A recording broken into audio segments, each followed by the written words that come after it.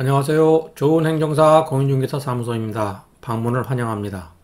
이번 영상에서는 기업 공인중개사가 신탁 부동산의 중개를 할 때 확인 설명 의무를 소홀히 하여서 임차인에게 손해를 끼친 경우에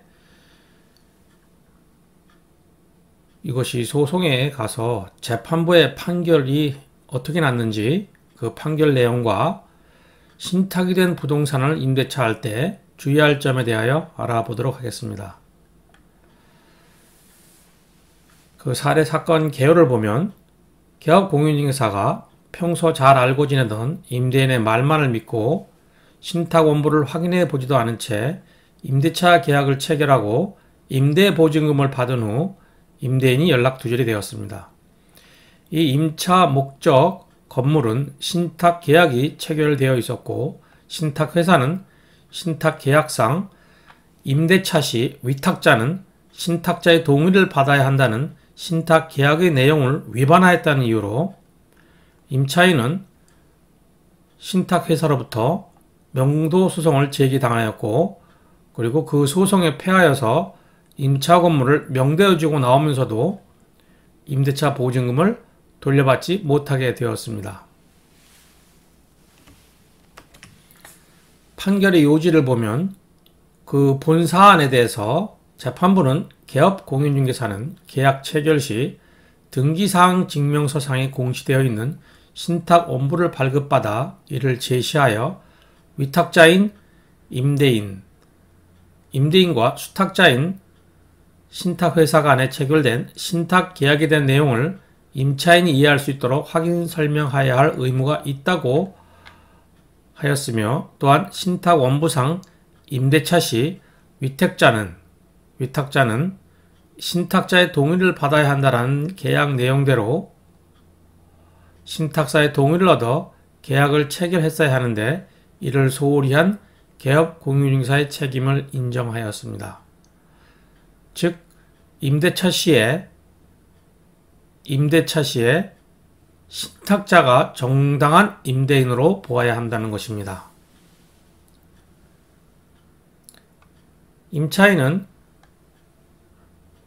건물의 소유주라고 말하는 사람을 정식 임대인으로 보면 안 된다는 내용이겠지요.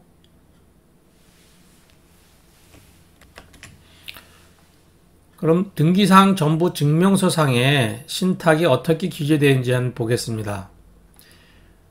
등기사항 증명서를 보면 갑구와 을구가 있는데 갑구는 소유권에 관한 사항을 기재하는 부분입니다. 소유권에 관한 사항에 신탁도 소유권에 관한 사항이라서 이렇게 등기 원인이 신탁 계약으로 인해서 2023년에 체결됐네요.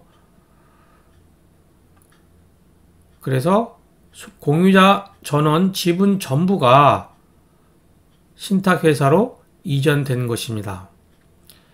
그래서 수탁자가 신탁 주식회사고 그리고 등기부상에 신탁원부, 신탁번호가 있습니다. 소유권 보존 등기 시에 공유자가 위탁자에게 되겠죠. 이 내용을 정리하면 신탁에 대한 기재는 소유권에 관한 것이므로 등기사항 전부 증명서상에 갑구에 게재됩니다. 부동산에 대하여 등기 목적란에 소유권 보존 등기, 소유권 관련 기재사항 중 순위번호 1번으로 제일 먼저 소유권 보존 등기가 기재됩니다. 그리고 권리자 및 인적사항란에 위탁자가 기재됩니다.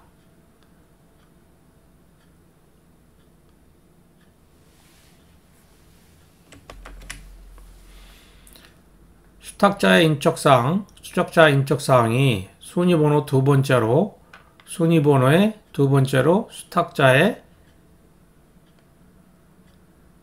인적사항이 신탁계약 4번으로 신탁계약으로 기재되죠.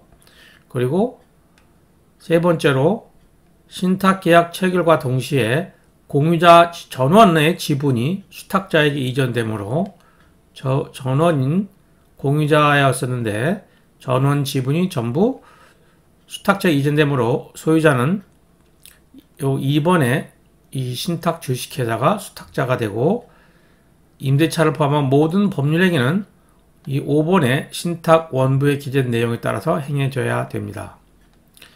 신탁 계약에 대한 내용을 보려면 5번 신탁 원부 옆에 신탁 원부 번호를 확인하여 등기소에서 또는 대법원 인터넷 등기소에서 신탁 원부를 발급받아 수탁자의 동의를 받아서 해야 할 법률은 아래와 같은 동의서를 받아서 첨부해야 합니다.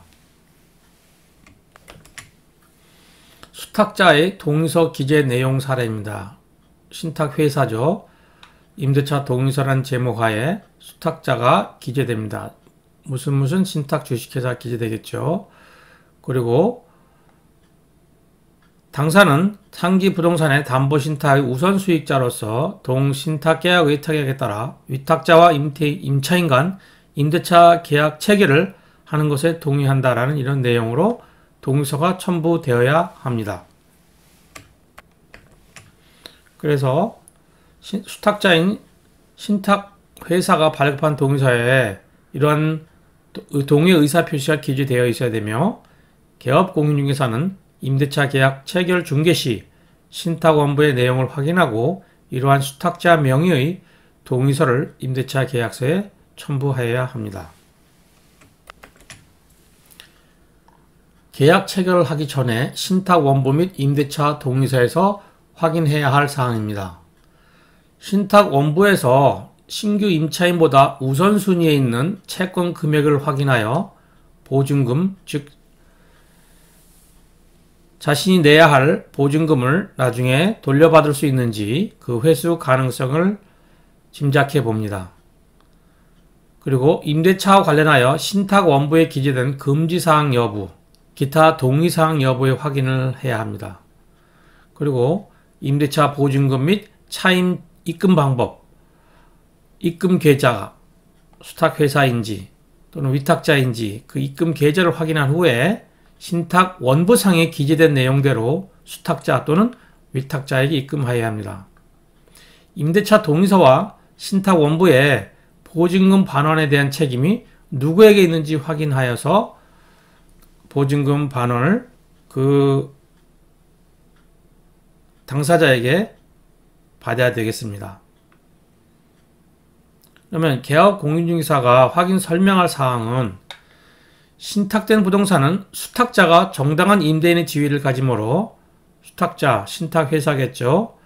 수탁자의 동의 없이 체결된 임대차 계약은 임차인의 권리인 대항력이 인정되지 않으며 대항력이 없으면 우선 변제권이나 최우선 변제권도 행사하지 못한다는 주택임대차보호법 제3조 또는 상가건물 임대차보호법 제3조의 내용에 따라 우선 변제권, 소액 임차인의 최우선 변제권 행사를 할 수 없음을 임차인에게 확인 설명하고 임대차 보증금을 반환받지 못하였음을 이유로 대항할 수 없다는 내용을 계약서 특약사항과 중개대상물 확인설명서, 실제 권리관계 또는 공시되지 않은 물건의 권리사항란에 기재합니다.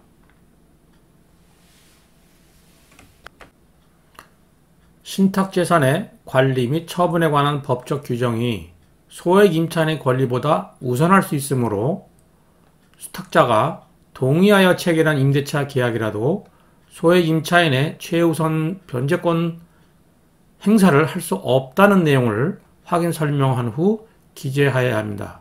이 내용은 임대차 시에 신탁자 및 위탁자에게 다시 한번 확인해야 할 사항입니다.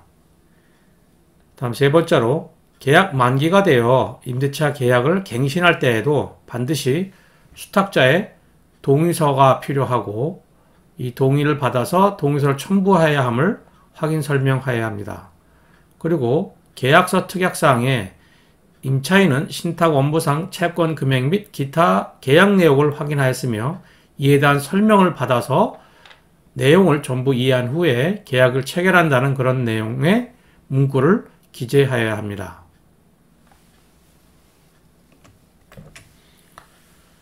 추가적으로 신탁 부동산 관련하여 제 블로그에 신탁 부동산의 거래 시 유의사항이라는 제목으로 좀 더 기본적인 내용이 있습니다. 블로그에 오셔서 요 링크로 가시면 이 링크로 가서 블로그에 보시면 좀 더 자세한 내용을 보실 수 있습니다. 이상 신탁이 된 부동산의 임대차 시 주의할 점에 대하여 알아보았습니다.